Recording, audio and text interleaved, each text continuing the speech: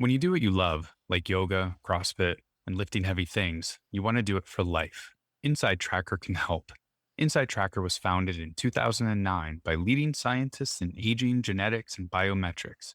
Inside Tracker analyzes your body's data to provide you with a clear picture of what's going on inside you and to offer you science backed recommendations for positive diet and lifestyle changes. Then Inside Tracker records your progress every day, every step of the way towards reaching your performance goals and living a longer, healthier life. For a limited time, you can get 25% off the entire Inside Tracker store. Just go to insidetracker.com/fitmess or visit the link on our website, thefitmess.com. This is The Fit Mess, conversations with world-class experts in the fields of mental, physical, and emotional health. In this episode, it's a myth that we only use 10% of our brain. I can guarantee you pretty much if it's alive and it's in your head, you're using it. Now here are your hosts, Zach and Jeremy. You only actually use 10% of your brain. The right side of your brain is your emotional brain, while the left side of your brain is for rational thinking. You've probably heard those ideas repeated throughout your life. As it turns out, they're completely not true. That's according to our guest this week. We are so grateful to be joined by Dr. Jill Bolte Taylor. Her first book, My Stroke of Insight, spent 63 weeks on the New York Times bestseller list in 2008. You may also recognize her from the first TED Talk that ever went viral on the internet, where she detailed her profound experience with her stroke. That TED Talk has now received over 27 million views. Today, Dr. Jill joins us to talk about her fascinating new book, Whole Brain Living: The Anatomy of Choice and the 4 Characters That Drive Our Life. I love when we do an interview and it sits in the bank for a few weeks and I come back to it to edit it a few weeks later and it hits me right when I need it. It's the information that I'm needing to get over the hump that I'm in. And this episode is an example of that. These last few days I've really been struggling and it was just a couple days ago I was editing this interview and listening back and hearing her talk about the 4 characters, these 4 parts of your brain that are constantly battling for control, really put into perspective a lot of the things that I've been struggling with. And she'll get into the details of that. But as it turns out, I'm not alone. Zach, you had a similar experience listening back to this one. Yeah, actually, it was very interesting. It reminded me of a couple of people that we talked to, and that like every time we listen to them or read their books, it means something different to me at the time. So I remember doing the interview and being fascinated with her and her energy was great. But then when I went back and listened to it, I was in a completely different space and it just rang so much closer to home when I listened to it again. I think I talked about it last week. I quit my job. I'm going to start a new job, but I'm just in this place where I'm in between. And the last 6 months of my job have been so toxic. And like all of these things are ingrained in me from those 6 months that really had me at a very low point in my life in general. And, just listening to her again, I was like, the gratitude I need to feel when I wake up every morning, like just waking up and being thankful for the fact that I got up this morning, regardless of anything else that happens in the day or what happened yesterday. At least I get to start another day. And it was just really interesting how listening to this interview again brought me back there to that place of gratitude and realizing that all of the stuff that's happened in the last 6 months, it's temporary. All I have to do is make my life different and it's going to change. And all of that is going to go away. Well, and we were talking a bit before we started recording about just even the last week for you and the sort of perspective shift that you've had because of the things that you've been experiencing in the last few days.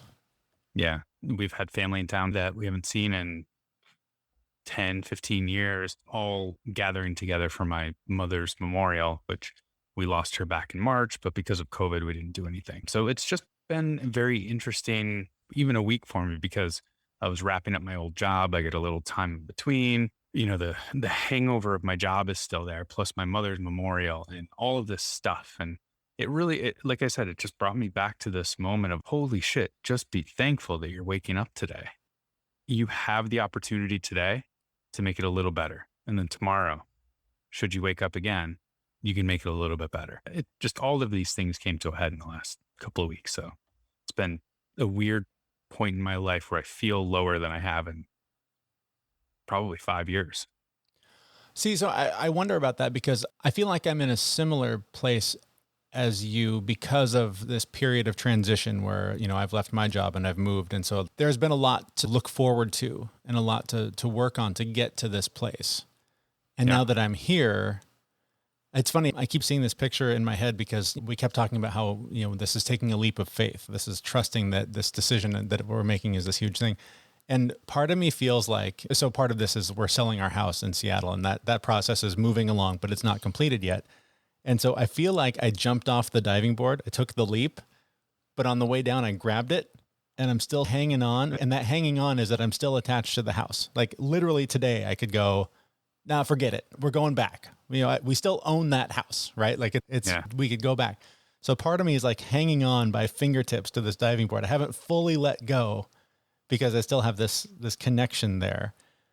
And so the 4 characters that we'll talk a little bit more about with Dr. Jill here in a minute, I'm having these battles in my brain between the ones that want to hang on to the past, that want to hang on to all the fight or flight and all the trauma and all the history, and the ones that are like, no, let's explore, let's get creative. And then the ones that are like, here's what we need to do to move forward. But the character 2, as you'll learn more about, I'm learning is the powerhouse, is the one that really controls everything. And the other 3 characters have got to hit the gym and have got to get stronger to be able to battle and to knock my hand loose from that diving board that I'm still hanging on to so that I can just allow the fall to happen into whatever this experience is going to be.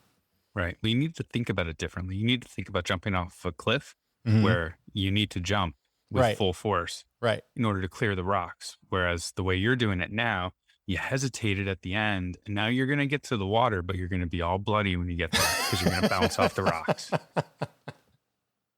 So just think of that. Right. Cliff, not diving board. Cliff, not diving board. Every time you're like, hesitation, just picture yourself rolling down a cliff face. Yep. Yeah. Bloodied and beaten. Your whole brain will be demolished. Whole brain. Literally. Interesting you mentioned that because that is part of the title of the book. It is called Whole Brain Living, The Anatomy of Choice, and the 4 characters that drive your life. We had a chance to talk to Dr. Jill Bolte Taylor about that book and about how we can use her strategies for better emotional intelligence. And our conversation started with the story, really, that made her famous. I had a brother I still have a brother who's 18 months older than I am, who would be diagnosed with schizophrenia when he grew up. And he was only 18 months older than me. So he was my introduction to life in the world. And I noticed at a very young age that he and I would have the exact same experience, but walk away having completely different definitions about what just happened. So I became fascinated with body language, intonation of voice, facial language, just the whole human animal. And what am I and what is normal? Because it was clear something wasn't right here between the 2 of us. And so eventually I grew up to study the brain, and I was teaching and performing research at Harvard Medical School. And I was serving on the board of directors for NAMI, the National Alliance on Mental Illness, to help people like my brother. And my research in the lab was all about how does our brain create our perception of reality? Because what was anatomically different about my brother's brain in comparison to mine? So I was living a very meaningful life. And then I woke up at the age of 37 and I had a major hemorrhage in the left half of my brain. And over the course of 4 hours, I watched my brain completely deteriorate in its ability to process all information. Eventually, that afternoon, I could not walk, talk, read, write. I had no recollection of my life. And I essentially had become an infant in a woman's body. And it then took 8 years for me to recover all those functions. And then I wrote a book, My Stroke of Insight, a brain scientist's personal journey. And then I gave a TED talk, and that exploded me into the world. So Ted and I became famous together. And it's been a wild ride since then. And so that's the history. That is quite the ride. I'm not sure. I hope you were wearing your seatbelt because that sounds bumpy. But there's all these things that we hear about the brain that, may or may not be true. I feel like a lot of what we do hear about the brain is wrong. Like the thought that we only use 10% or whatever the percentage is. Can you talk a little bit about that how our Yes. brain works? I'm Yes, thank you. First of all, yes, it's a myth that we only use 10% of our brain. The way neurons are, they live in network and they're very social creatures in that network. And when something happens like a trauma and they no longer are receiving stimulation, they tend to roll up in a little ball like we do when we have the flu, and they either stay withdrawn or they die. So I can guarantee you pretty much if it's alive and it's in your head, you're using it. And when you consider that it's not a very big organ and it has the capacity through these tiny little cells to manifest our perception of being a real entity with a defined boundaries, with all these magnificent skill sets, and we think that we're real and that we exist. I mean, it's an amazing phenomenon. The other major myth is, well, there's several. One is that it's fully, it's not going to grow anymore after your childhood, first 2 or 3 years. That's not true. We know neuroplasticity is real. And even in this moment, as we hear new things and make new associations, we're making associations because neurons are making new synaptic connections up to a rate of 1.8 million new connections per second. I mean, they're very busy in there. And another major myth is that the right hemisphere is our emotional brain and our left brain is our thinking rational brain. That's just absolutely incorrect. So I love the way you describe the four characters and how they overlap the two hemispheres. Can you walk us through what those four characters are? Absolutely. So as you look at a brain, and I brought a model for you, so at least you can see it. When you look at the brain, clearly divides into two hemispheres that do communicate with one another. But we have limbic emotional tissue in the left hemisphere, and we have thinking tissue in the left hemisphere, and we have emotional tissue and thinking tissue both in the right hemisphere. And these are groups of cells, modules of cells that function as a subset of our brain. And so each of those thinking modules of cells and each of those emotional modules of cells, they perform very specific functions. And the right hemisphere is right here, right now. So it's going to be the emotion of the present moment and the thinking of the present moment. And the left hemisphere is a time machine, if you will, and it has an identity of me. Where do I begin and where do I end? How do I define the boundaries of Jill Bolte Taylor? What are the details of my life? And so that's my ego. So my ego has a time span. So it's thinking of the past and projection into the future, and the emotions of the past and our projection into the future. So we have these four very specific modules of cells that actually result in four different subsets of skill set, and each of them has a very specific character personality. Hearing you describe the four characters, reading about them, I spend way too much time with character two Oh, on my journey to spend more time with character four. I want to let go of the past. I want to let go of the trauma, get out of the fight or flight. And I want to spend more time in that God universe place. I've been there a few times through breath work, through meditation. It is a beautiful place, a place that I fear if I were able to stay, I would. So how do we sort of balance these four characters in our relationship with them, and how do we know, I guess, when we're spending a little too much time in the God place and maybe a little too much time in the fight or flight place? it's very, first of all, that's very big of you to recognize that you spend too much time in your unhappy, emotional past self.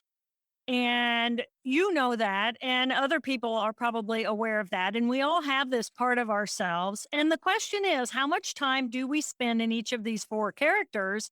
And the ultimate goal is whole brain living and finding the balance and the relationship between those characters. So as you move into your feeling your character two, you're in your trauma from the past, the emotion of the past, the discontent, the I have an expectation and it's not being met. So I'm going to blame somebody or something, maybe even the self. there is a deep sense of gratitude. I think that the easiest way to access that character four, and you're absolutely right, it's great to visit, but it is a completely non functional part of who we are because it's just blissed out in euphoria. It doesn't define the boundaries. There's no definition of me, the individual. And so, if that's all I have, which is all that I did have after that major hemorrhage, it's fantastic to be there and to know who that is and that that's underlying all parts of me, but it is completely non-functional.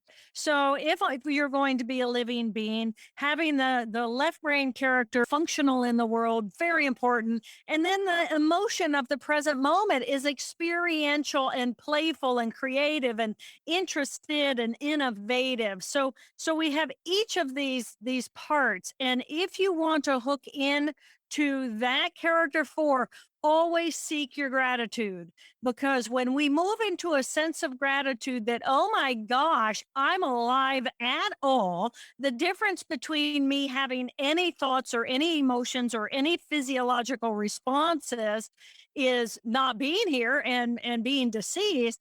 I have a life, and simply hooking into the idea that I can celebrate and be grateful for those beautiful cells that give me sight or give me sound and the ability to communicate, or hands and digits that allow me to manipulate the space around us, and legs. I don't have to stand in the presence of you if you're bringing me an energy or something that I'm not comfortable in. I have legs. I can choose to walk away and walk away. We get to pick and choose. So try focusing on this awe and this amazement that we exist at all. And oh my gosh, we're alive. I mean, these are cells. How absurd that 50 trillion beautiful molecular geniuses got packed together and created you. I mean, we are this incredible, awe inspiring miracle of life. And when you allow yourself to wake up in the morning and just lay there with your eyes closed and think, wow, I'm awake. I'm awake. I'm not even sleeping anymore. I'm awake and I'm alive. And oh my gosh, wow, I have life. I know I go on and on about that, but to me, it's clearly this amazing phenomenon, and people kind of overlook how wondrous we are.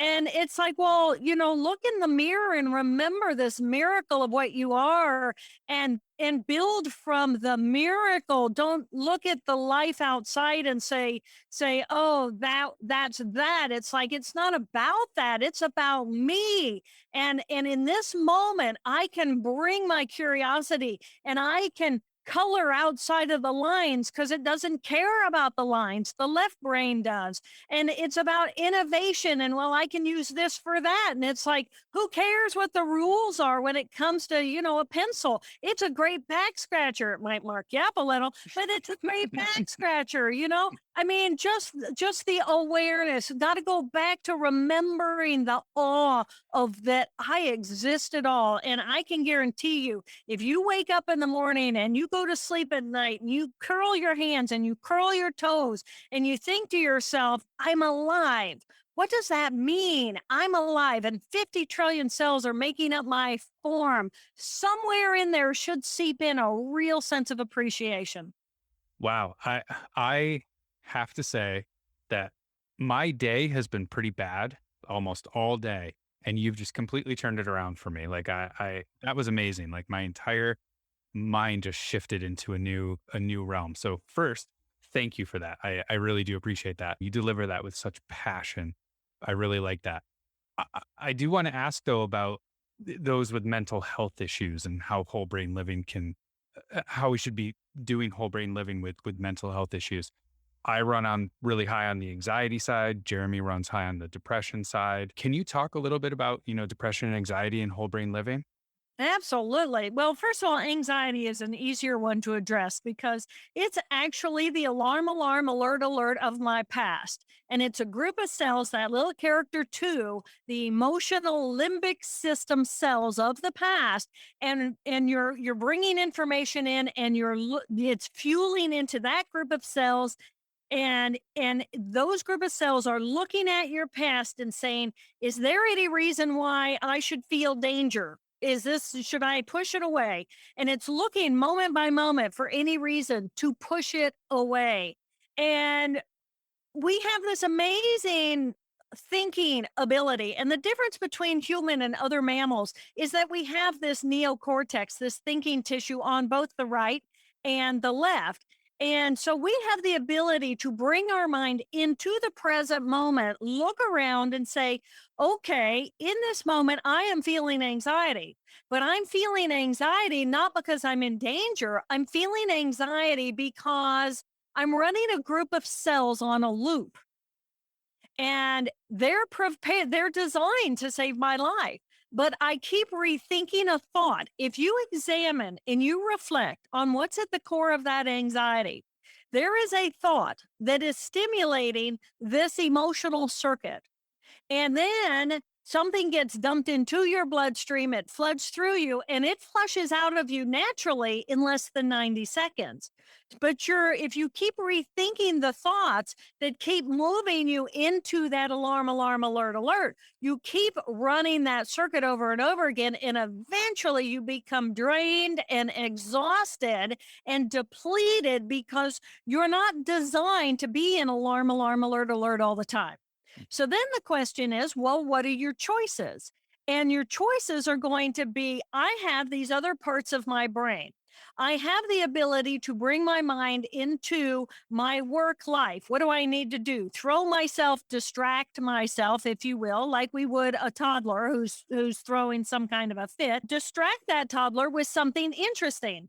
So go to work, do your to-do list, get some things done, or shift into those two characters in your right brain. Move into the emotional group of cells in the right brain, which is curious and interested, and decide, my trauma from the past, it is real. It will never go away. And my relationship with that trauma, that character profile, it is mine and it is always available. And I do have the ability to say, okay, I'm going to set this part aside just for a few moments and I'm going to go play and do something fun and interesting.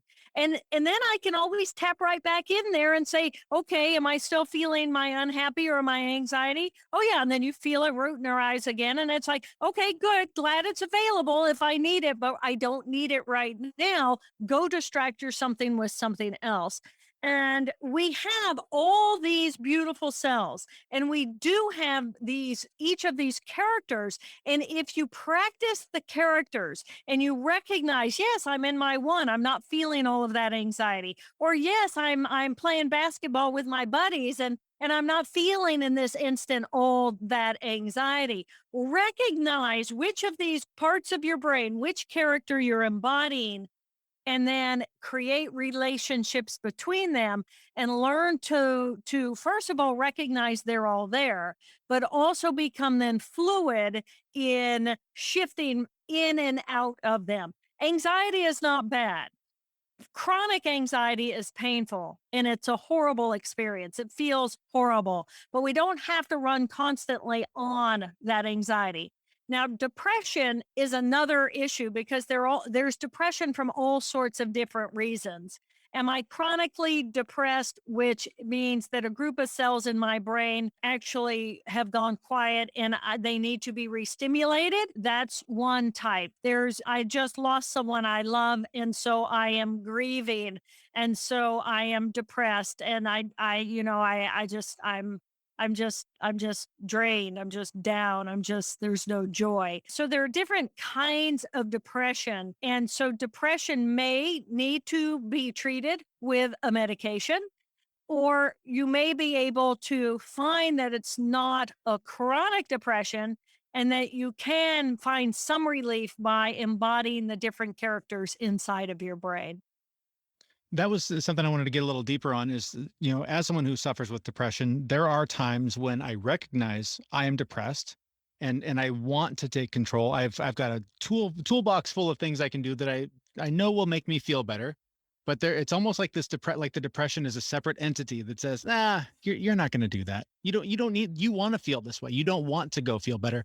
And it almost feels like I'm being physically restrained from pursuing relief from that depression. So when you Yeah. talk about making a choice to go to a different Yeah. character in the brain, that I know right now that sounds amazing. I know what Yeah. I'm, wanting to hide in the dark for 3 days. That's Yeah. going to sound like an impossible task. Yes. I get that, but what you just described was beautifully was a conversation between the different characters in your brain. The Mm. character one is saying, "Look, I have a list of things right here that we can do in order to feel better." And that's your character one coming online and saying, "I'm a fix it machine. I'm here for you." But you're letting the character two dominate, and the character 2 is invested in its own disillusionment with life. It's invested in it. It is humbled by it. It is lost in it. So just don't let it make the decision. Get up, get in the shower, go for a walk, eat something healthy, prepare yourself. Let your character one prep you for being a healthy one and a healthy three and a healthy four. Prep yourself, set yourself up for success. I mean, I live out on a boat. Here's a little example. I live on a boat out in the middle of nowhere. And so I have people bring me food. I have one person who brings me food, but she's on vacation. And so today I'm scrounging through the refrigerator going, this is all I got, right? I'm gonna have to get off my boat. And I didn't set myself up for success. So if I don't have enough food on this boat for today, I'm going to feel exactly like you feel in your character too. I'm going to lose my energy. I'm going to feel depressed. I'm going to not want to do anything. And I could have set myself up for success better. So remember, you have all this brain. You have this big, beautiful brain. You have all of these characters. Let them have conversations with you. Just start with conversations. So if you're going to go and you're going to be depressed, chronically depressed, and you're going to hide in the dark for 3 days, okay, I think you might be chronic and you might need some medication, might help with that level of extreme. That's extreme. And at some point, you're going to have to recognize you have other parts of you. Who do you want to be? And who do you want to lead with? And that character, too, can scream louder than anyone. It can be more overwhelmingly embodying than anyone. And you need to know you have these other characters. And somewhere in there, you need to set them up for success so that you can set yourself up for success. I love that. I think you just referenced it, but my next question was going to be around the brain huddle, what it is, and what can you elaborate a little bit more on that? Absolutely. So I have very strong character one who is my A type personality. She goes to work, she gets it done. She gets me here on time. She's fantastic. She keeps my life ordered. My character two is my unhappy self in relationship to my past. My past is not my present. My past, it is a consciousness that does not exist in reality. First of all, isn't that an interesting concept? Hmm. All of our pain from the past doesn't exist anymore. It's gone. It's past. It's behind. So, how much of my consciousness do I want to fuel into that character in order to let it take and steal my present away? Well, I'm not willing to do that very often. So, I move into my character three, which is my emotional, right here, right now, experiential, curious, innovative, playful self. She's also a young character. And then my character four is my big as the universe, no definition of where I begin and where I end at nature and in relationship with the awe of all that is. So I know these characters very well. And then that's my brain team. And I say, periodically throughout the day, and I tend to do it 20 or 30 times a day because I want it to be very well practiced so that when I move into my little character two, they know how to come online and she knows how to let them in, right? because when we get unhappy and we shift into our past, it's like all the energy in the brain is going to that one character. So I call it a brain huddle. It's the brain team. Teams have huddles. So I call it the brain huddle. And I say, okay, in this moment, let's have a huddle.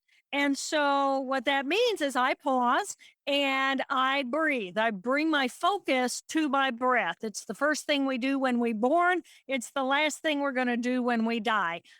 So it's like a train going along, and it's like, okay, I'm jumping on the train of the present moment, which is my breath.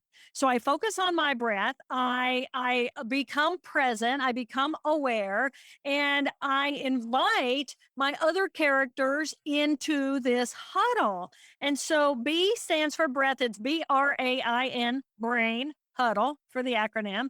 B is breath. Go to the breath. Bring your mind to the present moment. R is recognize which of the four characters called the brain huddle. So if it's my little unhappy self, then that's my little character two is saying, I'm calling a huddle. I care about this. I want to get out of my pain of the past, and I'm going to bring myself to the present moment. Will you all come back into my consciousness so I can be aware? R is recognize who called the brain huddle, and they all can call the brain huddle at any time. A is to appreciate that no matter who called the brain huddle, I have four of me in here and they're all online right now. Okay. I'm pausing. I got my gratitude. Can I feel my gratitude? Do I have any gratitude? Gratitude. Oh, yeah, I feel my gratitude. Okay. Playful. Can I move into my little playful self? I tend to start bouncing. The energy of our little character three is big and energetic. Pay attention to the vibration of the energy you're feeling, because it's like a train ride that you can jump on. So if you're in your little two, I know what two feels like. Two feels like Bummerville.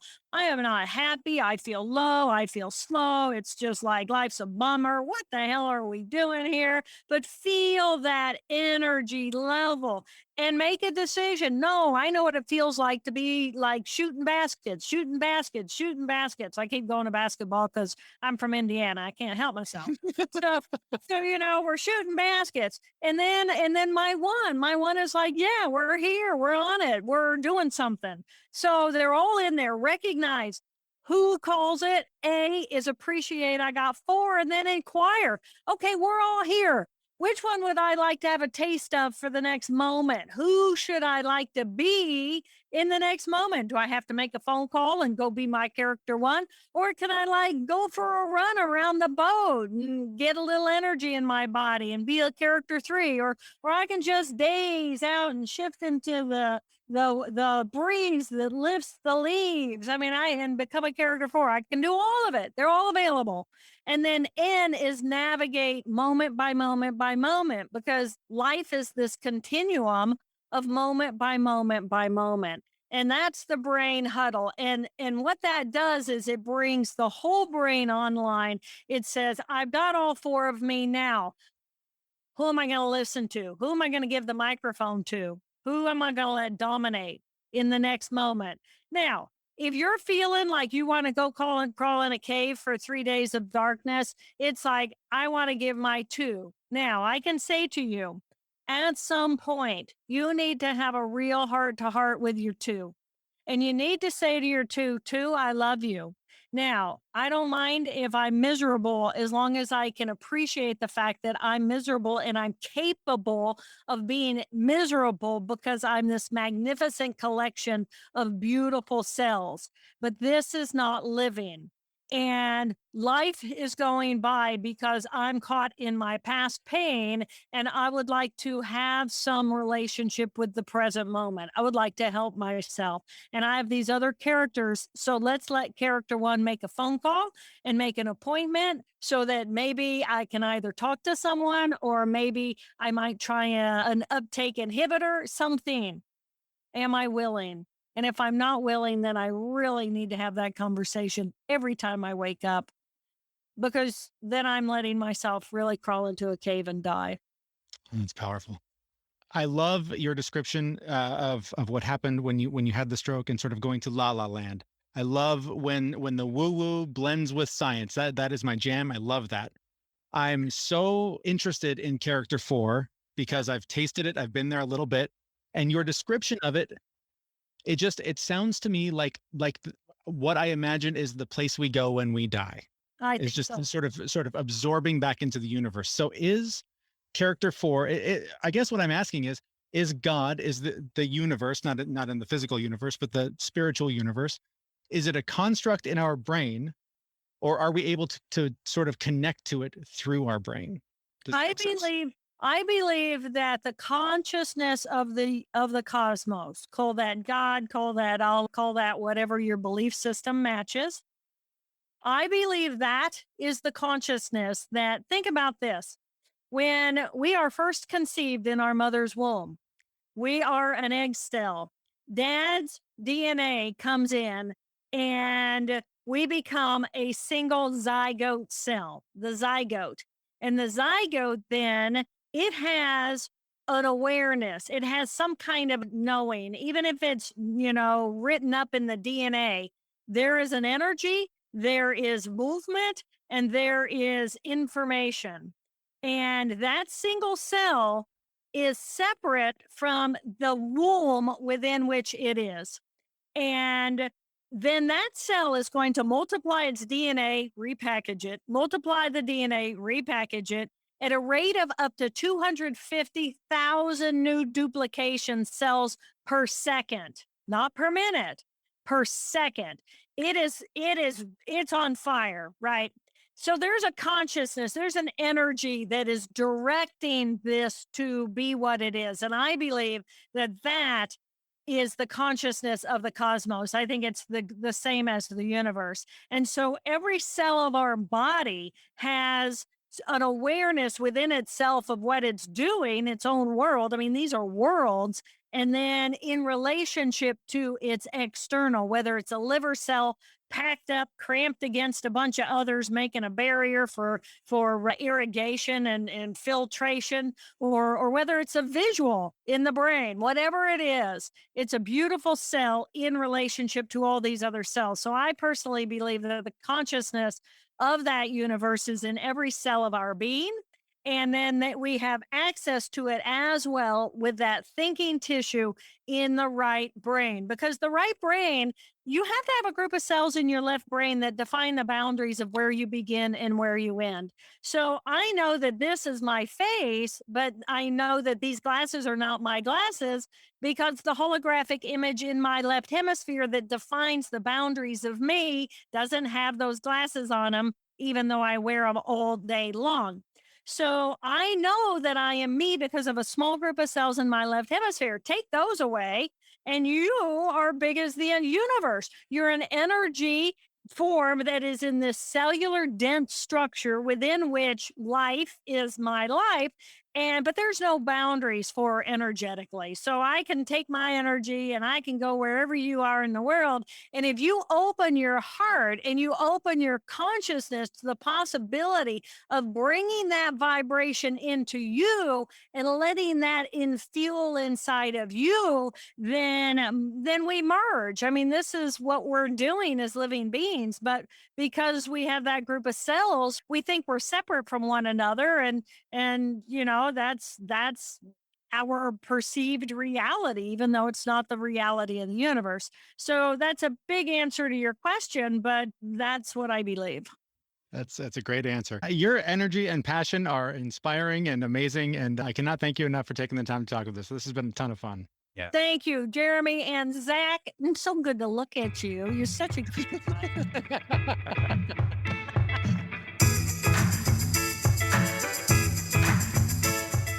That was Dr. Jill Bolte Taylor, her new book, Whole Brain Living, The Anatomy of Choice and the Four Characters That Drive Our Life.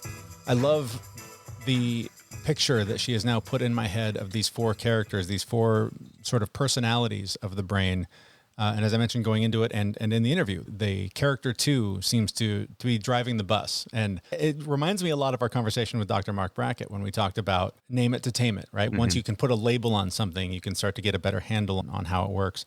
And Yep. I have this picture in my head of character 2 as just, he's been hitting the gym since he was 4, right? Like he knows his way around. He can lift anything that's heavy, can do anything, but he's the one that holds me back from being curious, being creative, being happy, fun, exploring, driven, Yeah, he's really strong, but the only tool he has is a hammer, so he sees everything as a nail. and just smashes it. Yeah, all of Yeah. it. Like, oh, you want to do it? Hulk Nope. smash. Oh, you want to explore it? Nope. Oh, you want to be happy? Nope. It Yeah. just, and all the other three characters are like, oh yeah, all right, he's the strongest, so I guess we'll just do what he says. And so it's been really interesting to have these conversations with myself. And it hasn't worked yet. It's a muscle that I'm still developing, but being able to think of it that way, and when I can feel character 2 in charge and wanting to be depressed and wanting to be angry and pissed off all day and all that, I can visualize this conversation like she suggests and think about it in terms of saying, thank you for what you're trying to warn me away from, what you're trying to steer me away from, whatever. Don't need it right now. We're trying to do something good. And it's helping a little, but it's new. It's like you at doing your squats at CrossFit. It's the PVC pipe right now where I'm like, oh, this is too much. I can't do it. But Yep. I'm gonna keep implementing this into my daily routine and hope that I can get the other three characters a little stronger and start to fight back a little bit more. Yeah, and that's what I need to do too, and that's what I was referring to at the beginning around gratitude and just having that ability to make my life better, and that's flexing those other muscles, the other 3 pieces. Because I've been in such funk for 6 months because of, again, various things, it's time for me to turn that around and Mhm. start bringing the other parts of my brain to the gym. Yep. Been lacking there a little. Yeah. I also loved the point that she made about how pain from the past doesn't exist anymore. How it's just sort of this concept that we hang on to. And for me, that is character 2. He's been hanging on to that because he's been driving the bus for a long time. And so whenever things do trigger me, it is just this, oh, this is the water slide all the way down. Like we know the fast track to the bottom of this one. And so it's just a really interesting concept to think about all of those things that connect the dots and create that pain and make me relive that difficulty. They don't really exist. It's just this artificial concept that has guided far too much of my life. Yeah, to your memory of it. Yeah. Interesting stuff. It is. That's a little too deep for me right now. You're hanging out in the shallow end of the pool today? Oh, yeah. Yeah. Like the whole myth about the 10% of your brain. I was like, I'd be lucky if I used 0.5% today. It's like just taking it easy across the board. Again, I mentioned we had family, we had a whole bunch of things going, and all the family left. And today is the first day of normal. And I'm just wiped out. Yeah. Like, just I haven't been sleeping, and just the emotional toil of everything that ended in the last 2 weeks Yeah. is just, I'm like, I just feel like laying down and sleeping for 2 days. But we both know that'll only last for about 4 hours, and then I'll figure out something else to do. But Right. all of that pain that I experienced over the last 6 months, it's over. Like the pain's not there anymore. And all I can do now is just get better. That is weird when there is something heavy like that hanging over your head for that long. And then when it is suddenly over, it can be jarring to be in that space of in between. Mm-hmm. And because of all the uncertainty that's ahead and all the pain and struggle you've been hanging on to. And when you're just floating in between, that's a weird place to be. It is. But you know what? I'm going to fill it with M&Ms and a few Not, M&Ms. not potato chips at 10 a.m. this time? No, we were in New York City the other day and we went to the M&M store. Oh, there you go. They have all these weird, not weird, but they have different flavors Uh-huh. and you can build your own bag. So we may have built a really big bag. Are you going to pair any of those M&Ms with an Athletic Brewing beer? I did last night. Did you? And I will tell you, I had to eat the M&Ms.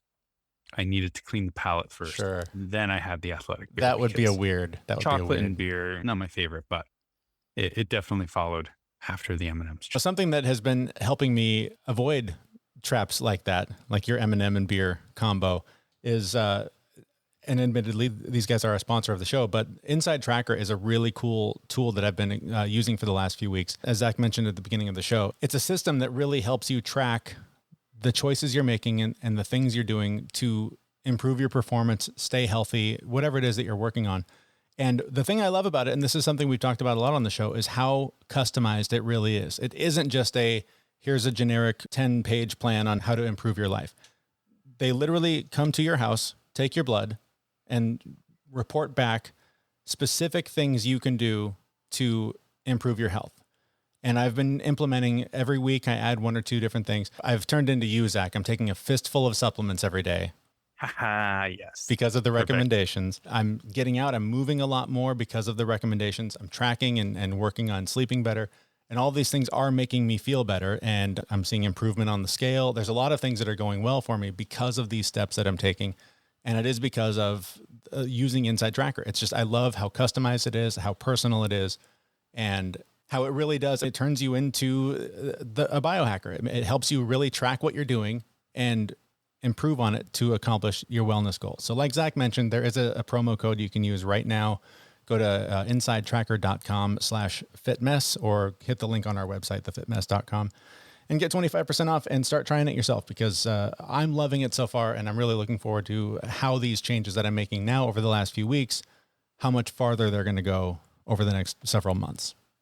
And so with that, we will wrap things up for this week. Thanks so much for listening. Thank you to our guest, Dr. Jill Bolte Taylor. You can find out more about her on our website in the show notes at thefitmess.com. And while you're there, subscribe to the show on whatever podcast player you're using and sign up for the newsletter so you never miss an update about the show. But that's it for now. We will be back next Wednesday with a brand new episode at thefitmess.com. Hey, everyone. We know this podcast is amazing and doesn't seem to lack anything, but we need a legal disclaimer. Prior to implementing anything discussed in this podcast, it is your responsibility to conduct your own research and consult your physician. You should assume that Jeremy and Zach don't know what they're talking about, and they're not liable for any physical or emotional issues that occur directly or indirectly from listening to this podcast.